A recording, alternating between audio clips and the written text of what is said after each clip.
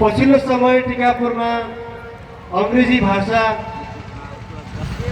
सिकाउँदै आएको शीतल एकाडेमी सायद सबैका लागि परिचित नाम हो। शीतल एकाडेमीले अंग्रेजी मात्र सिकाउँदैन, जहाँ कम्प्युटर पनि सिकाइ हुन्छ। त्यसै गरी जापानिज भाषा पनि शीतल एकाडेमीले सुरु गरेको छ। यहाँलाई जापानिज पढ्न मन छ भने पनि शीतल एकाडेमी जान सक्नुहुन्छ। त्यति मात्र होइन, यदि तपाईले टिकापुर महोत्सवको स्टल नम्बर 19 मा गएर 10 रुपैयाँको चिट्ठा लिनुभयो भने गोलाप्रथा मार्फत तपाईले 10 रुपैयाँमै अंग्रेजी भाषा र कम्प्युटर कक्षा सिक्न सक्नुहुनेछ। त्यसको लागि स्टल नम्बर 19 मा जानुहोला, जहाँ शीतल एकाडेमीको स्टल रहेको छ। त्यति मात्र नभई शीतल एकाडेमीको यसभन्दा पछि प्रस्तुति पनि रहेको छ स्टेजमा।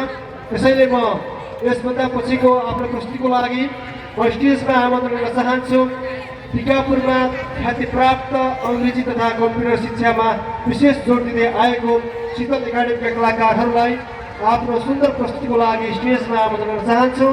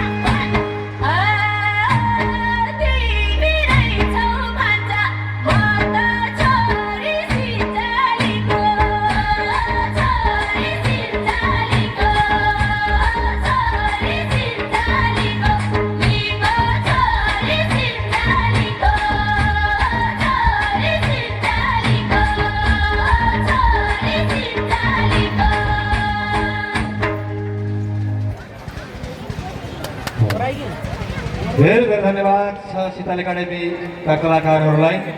यो मिठो झ्याउरीमा